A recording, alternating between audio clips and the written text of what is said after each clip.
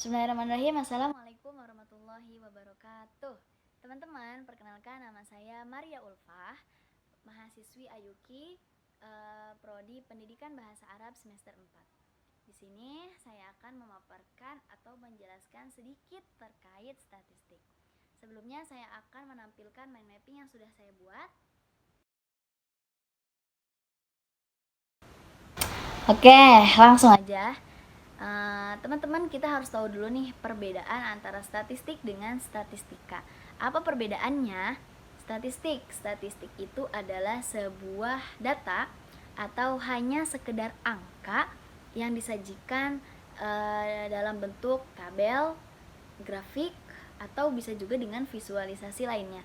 Contohnya, statistik pertandingan sepak bola.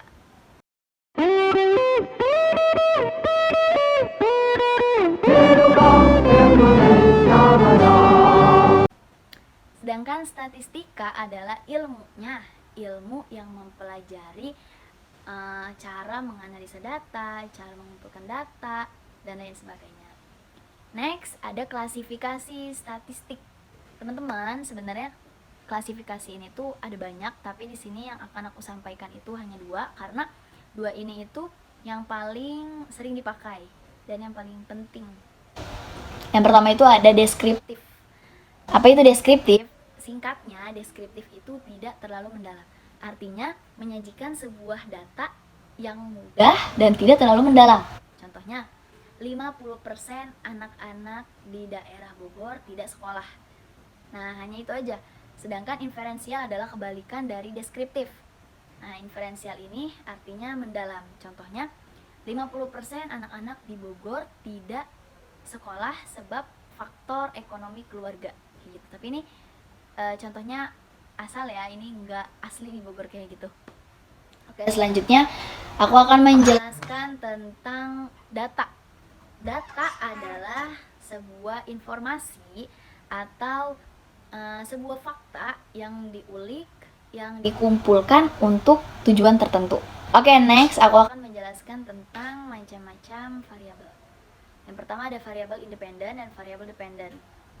Variabel independen adalah yang mempengaruhi, sedangkan dependen adalah yang dipengaruhi. Contohnya di dalam sebuah judul jurnal atau judul apapun itu, judul penelitian, pengaruh ekstrakurikuler bahasa Arab terhadap kualitas bahasa Arab pondok pesantren.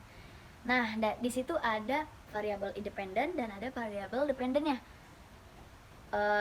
Variabel independennya pengaruh ekstrakurikuler bahasa Arab, karena itu yang mempengaruhi apa? Mempengaruhi kualitas bahasa Arab pondok pesantren. Jadi kualitas bahasa Arab pondok pesantren di sini termasuk dependen atau yang dipengaruhi. Oke, next, sampel dan populasi. Teman-teman, yang dimaksud populasi itu bukan hanya sekedar orang, dia bisa berbentuk benda atau apapun yang berkaitan. Nah, sedangkan sampel adalah bagian dari populasi. Contohnya, pengaruh vaksin terhadap warga di Bogor.